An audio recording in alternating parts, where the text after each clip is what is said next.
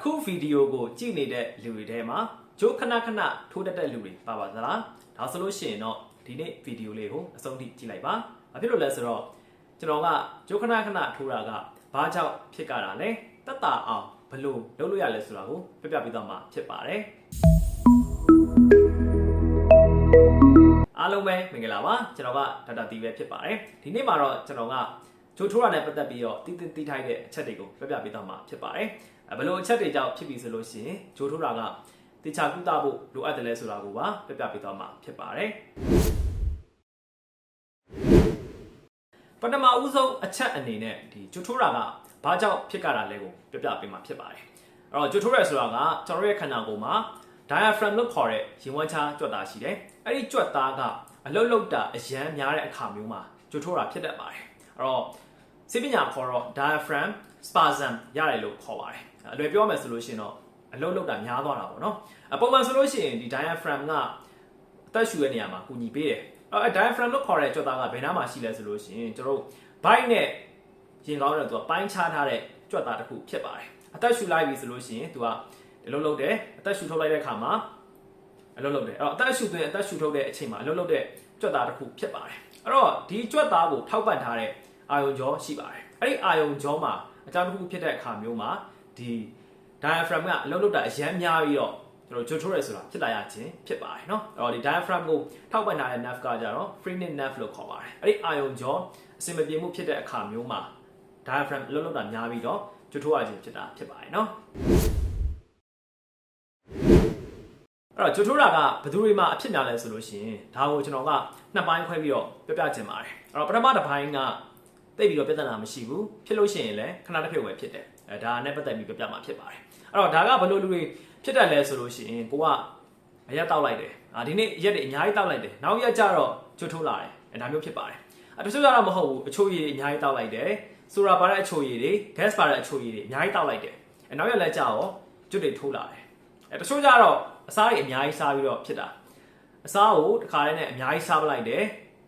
်တိတ်တော်မနာဘူးဇက်တိုက်ထမင်းလုံးတွေဟိုကြက်ပေါင်းတွေတစ်ခါတည်းဒရက်ဆက်စားပလိုက်တယ်အဲ့ဒီခါမျိုးမှာနောက်ရက်တွေကြလို့ရှိရင်ဂျွတ်ထိုးတာမျိုးဖြစ်တတ်တယ်တချို့ကြတော့မဟုတ်ဘူးဒီစိတ်ထိကြိုက်တာတစ်ခုကြောင့်ဂျွတ်ထိုးတာဖြစ်တယ်အဲ့တော့ကိုကစိတ်မကောင်းစရာတစ်ခုကိုကြားလိုက်တယ်အဲ့တော့စိတ်ထိကြိုက်သွားတယ်အဲ့ဒီခါမျိုးမှာအခက်မသိလို့ရှိရင်ဂျွတ်ထိုးတတ်ပါတယ်အဲ့တော့အခုကျွန်တော်ပြောတဲ့ချက်တွေကဒါအရင်ပြဿနာမရှိတတ်ဘူးဂျွတ်ထိုးလို့ရှိရင်လည်းခဏတစ်ဖြုတ်ပဲဖြစ်တာများတယ်ဒါပေမဲ့ကျွန်တော်အခုထပ်ပြောမယ်အကြောင်းအရာတွေကြောင့်ဖြစ်ပြီဆိုလို့ရှိရင်တော့ဒါဂျိုးထိုးတာကကျွန်တော် view site ဖို့လိုတယ်ပြဿနာလည်းရှိတတ်တယ်ပေါ့နော်ဖြစ်ပြီဆိုလို့ရှိရင်လည်းဒီလိုမျိုးကြောင့်ဂျိုးထိုးတာတွေကရပ်ပေါင်းများစွာကြာတတ်တယ်ချို့ဆိုတစ်ရက်နှစ်ရက်ချို့ကြတော့တစ်လနှစ်လချို့ဆိုနေတိုင်းနီးနီးကိုဖြစ်နေတတ်တယ်အဲ့တော့ဘလို့အခြေအနေလဲဘလို့လူတွေလဲဆိုလို့ရှိရင်ကို့မှာကြောက်ကမကောင်းဘူးဆိုလို့ရှိရင်ကြောက်ကပျက်စီးနေရတယ်ကြောက်ကဆေးနေရတယ်ဆိုလို့ရှိရင်ဂျိုးထိုးတတ်ပါတယ်နော်ဒါမှမဟုတ်အသေးမကောင်းဘူးအသေးပျက်စီးနေတယ်ဆိုလို့ရှိရင်ကိုလုံးနဲ့ဝါတောက်နေရဆိုလို့ရှိရင်ဒါဂျိုးထိုးတတ်တယ်နောက်တစ်ခုကတော့ဒီခေါင်းနဲ့ဆိုင်တဲ့ယောဂါတွေပေါ့နော်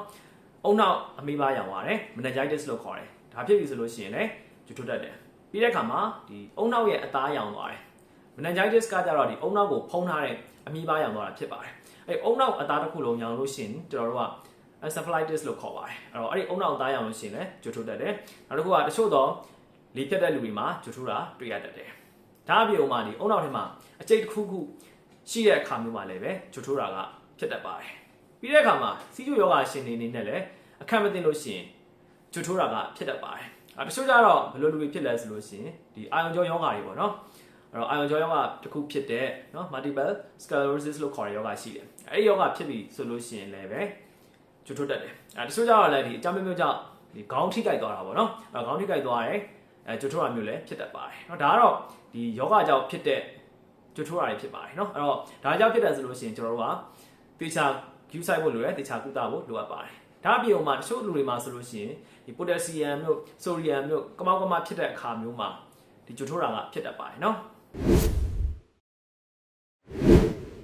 နောက်ဆက်တွဲတွေနဲ့ဘာတွေဖြစ်တယ်လဲဆိုလို့ရှိရင်သူကဂျိုးကဇက်တိုက်ထိုးနေပြီဆိုလို့ရှိရင်ဒါအလုပ်လုပ်ရမှာအခက်အခဲဖြစ်တာပေါ့เนาะအဲ့တော့စကားပြောရတာအဆင်မပြေတော့ဘူးထမင်းစားရတာအဆင်မပြေတော့ဘူးရေတောက်ရတာအဆင်မပြေတော့ဘူးချို့ကြတော့အဲ့တဲ့အချိန်မှာဂျိုးထိုးတဲ့အတွက်ကြောင့်အိတ်လို့မရတာမျိုးတွေဖြစ်တတ်တယ်ဒါတော့သူ့ရဲ့နောက်ဆက်တွဲတွေဖြစ်ပါတယ်တကယ်လို့ယောဂအခန္ဓာကြောင့်ဖြစ်တာလေဆိုလို့ရှိရင်တော့ယောဂအခန္ဓာရဲ့ပြဿနာတွေရှိမှာပေါ့နော် ချိုချိုရာကိုဘယ်လိုကုသမလဲဆိုလို့ရှိရင်အများအပြည့်တော့သူကသူပြန်ပြီးတော့ကောင်းသွားတာများတယ်အဲ့တော့ကိုကအစားအများကြီးစားတယ်သို့မဟုတ်အရက်တွေတောက်လိုက်တဲ့လူ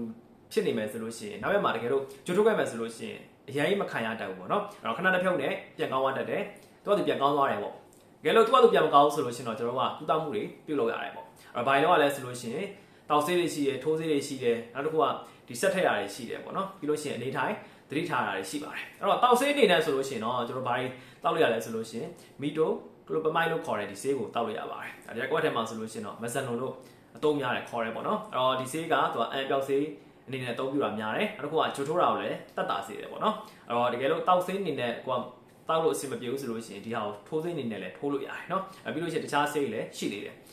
တကယ်လို့ကိုကဆေးထိုးကျင်တယ်ဆိုလို့ရှိရင်တော့နော်ဒီခုနကတောက်ဆေးတွေတောက်တယ်ကျိုးကထိုးနေတော့မှဆိုလို့ရှိရင်ဘာတွေထပ်ပြီးတော့လုပ်လို့ရသေးလဲဆိုလို့ရှိရင်သူကအာယုံကြောကြောင့်ဖြစ်တာဆိုတော့နော်ဒီ freening nerve ကပြဿနာပေးတာဆိုတော့ဒီ freening nerve ကိုကျွန်တော်ထိမ့်မဲ့အနေနဲ့ဒီသူ့ရဲ့အာယုံကြောကိုအဲ့ freening nerve ကိုဆေးထိုးပြီးတော့ညင်အောင်လုပ်လို့ရတယ်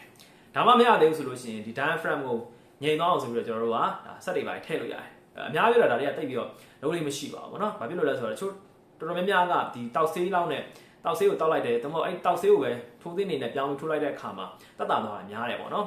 တကယ်လို့ဒါတွေမရဘူးဆိုလို့ရှိရင်တော့ကျွန်တော်တို့ကဘာတွေထပ်ပြီးတော့လုပ်လို့ရတယ်လို့ဆိုလို့ရှိရင်သူ့ရဲ့ဒီအိမ်တွင်းကုထုံတွေဖြစ်တဲ့ရေခဲရေ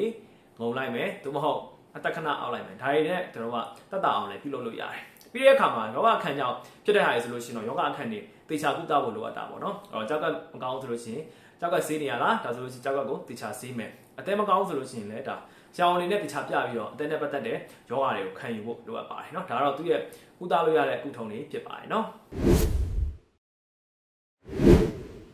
ဘာတွေရှောင်ဖို့လိုအပ်တယ်လဲဆိုလို့ရှိရင်တော့အဓိကကိုကကြိုချိုးတက်တက်လူဖြစ်မယ်ဆိုလို့ရှိရင်အစားကိုတထိုင်ရဲနဲ့အများကြီးမစားနဲ့ဖြည်းဖြည်းချင်းပဲစားပါတော့ပြီးလို့ရှိရင်အစားတဲ့ခါမှာလည်းနည်းနည်းခွဲပြီးတော့စားတာပို့ပြီးတော့ကောင်းပါတယ်เนาะဒါတကယ်လို့ကိုကအစားလို့ဒါကြိုချိုးတက်တက်လူဆိုလို့ရှိရင်ပေါ့เนาะနောက်တစ်ခုကအရက်ကြိုက်လို့ဒါအရက်တောက်လို့ကြိုချိုးတာဖြစ်မယ်ဆိုလို့ရှိရင်တော့ကိုကအရက်ကိုရှောင်တာတော့ပိုကောင်းတာပေါ့မရှောင်ဘူးဆိုလည်းဒါရှော့ပြီးတော့တောက်ဖို့လိုအပ်ပါတယ်เนาะပြီးတော့ခါမှာဒီဆိုဒါပါတဲ့အချိုရည်တွေ gas ပါတဲ့အချိုရည်တွေကိုတက်နိုင်များတော့မတောက်နဲ့ပေါ့เนาะဒါတွေလုပ်ပေးမယ်ဆိုလို့ရှိရင်ဒါကြိုချိုးတာကိုအထိုက်လျောက်တက်တာဖို့အတွက်ကူညီပေးမှာဖြစ်ပါတယ်เนาะ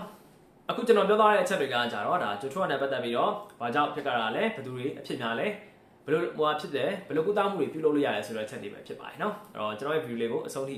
ကြည့်ပြီးရတဲ့အတွက်လည်းအားလုံးကိုကျေးဇူးအများကြီးတင်ပါတယ်ကျွန်တော်ရဲ့ channel လေးကို subscribe မလုပ်ရသေးဘူးဆိုလို့ရှိရင်လည်း subscribe လေးလုပ်ပေးကြပါဦးကျွန်တော်ရဲ့ Facebook page လေးကို like follow မလုပ်ရသေးဘူးဆိုလို့ရှိရင်လည်း like follow လေးလုပ်ပေးကြပါအောင်လို့ပြောရင်းနဲ့ကျွန်တော်ရဲ့ video လေးကိုလင်ကိုချုပ်ပြရစေအားလုံးကိုကျေးဇူးတင်ပါတယ်နောက် video လေးမှာပြန်နေကြမယ်เนาะ